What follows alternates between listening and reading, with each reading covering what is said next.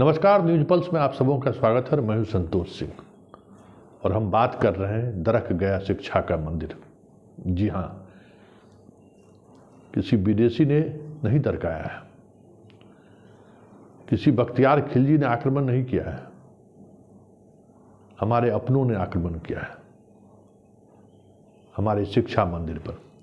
जी हाँ, हम बात कर रहे हैं बिहार के विश्वविद्यालयों का और उन विश्वविद्यालय का जिसकी गिनती किसी जमाने में ईस्ट के ऑक्सफोर्ड के रूप में होता था। जी हाँ, हम पटना विश्वविद्यालय की चर्चा कर रहे हैं।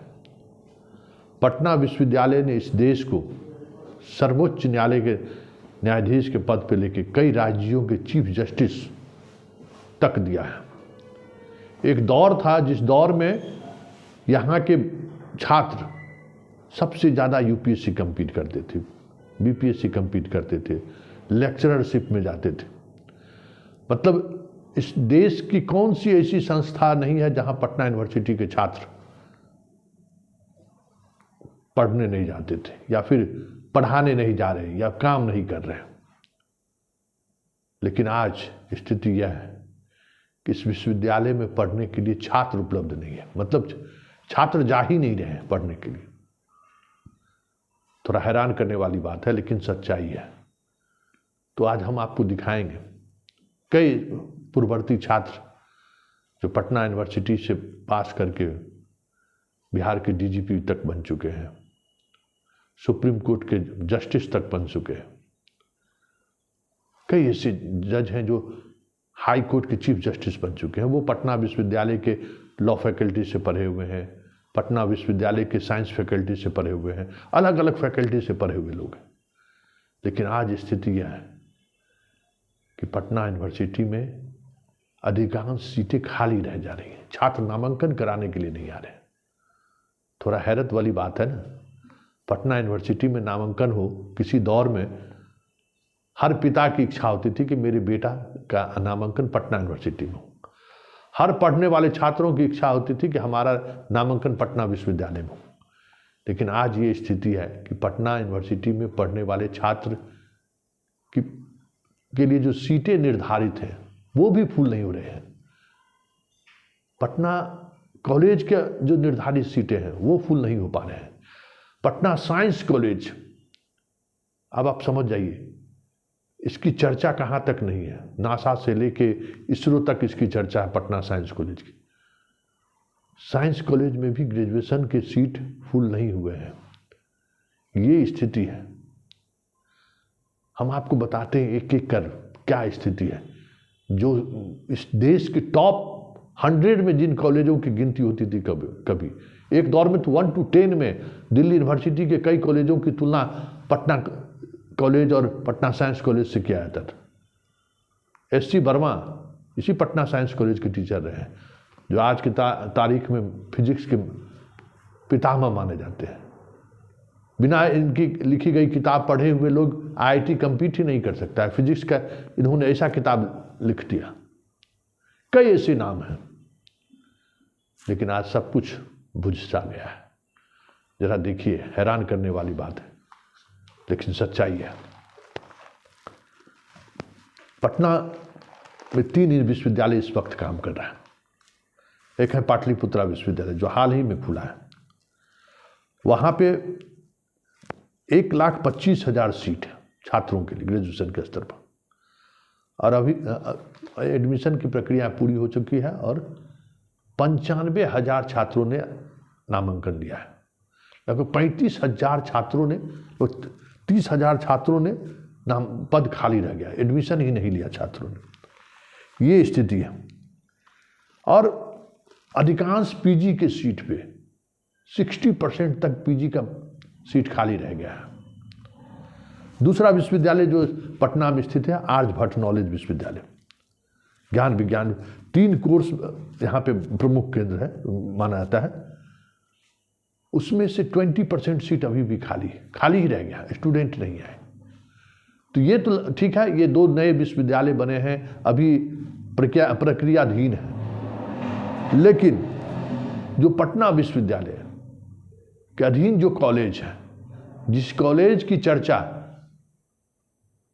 जब जो करने जा रहे हैं हम, आप हैरान रह जाएंगे। हम बात पटना कॉलेज की करते हैं, आर्ट्स फैकल्टी की बात करते हैं। आप बताइए कि पटना कॉलेज में 750 सीट है और उसमें से अभी तक जो छात्रों का नामांकन हुआ है 400 के करीब है, मतलब 250 सीटें खाली हैं। तो 250 छात्र ने सीट खाली ही रह गया, नामांकन ही नहीं करा है। पटना साइंस कॉलेज की बात करिए, 1000 के करीब सीट है और उसमें 700 एडमिशन हुए, 300 सीटें खाली है। मगध महिला कॉलेज की बात करें, तीनों संकाय मिला के तो 100 सीटें खाली वहाँ भी रह गई महिला मगध महिला में।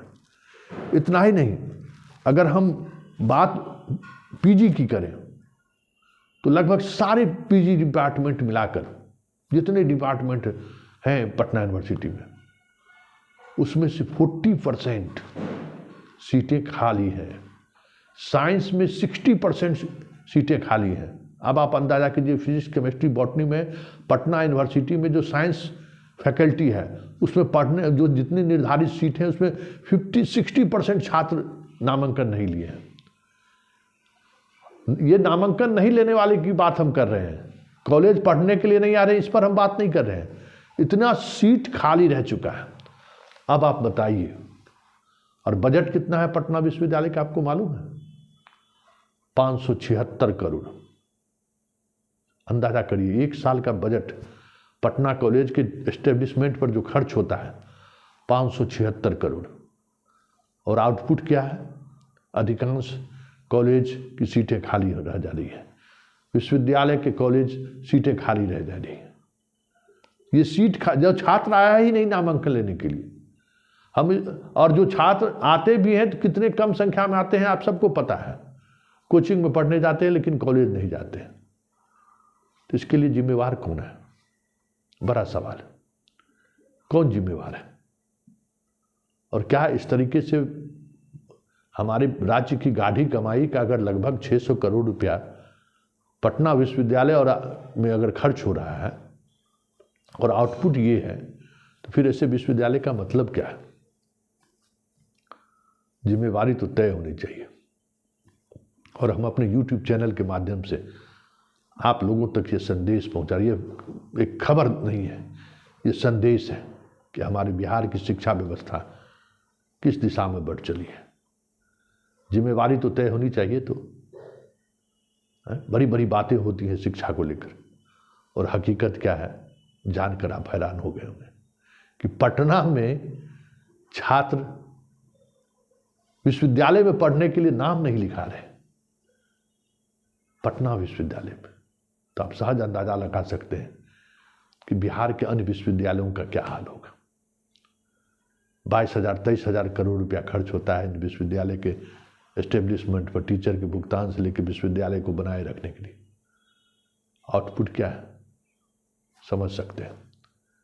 ये सच्चाई है बिहार की उच्च शिक्षा व्यवस्था का, जिसकी पहचान कभी इस देश और दुनिया में हुआ करता था। तो कोई बख्तियार खिलजी ने नहीं, हमारे जो बिहार के रहनुमा रहे हैं उन लोगों ने ही हमें हमारे शिक्षण संस्थान को बड़ी बेदर्दी से लूटा है।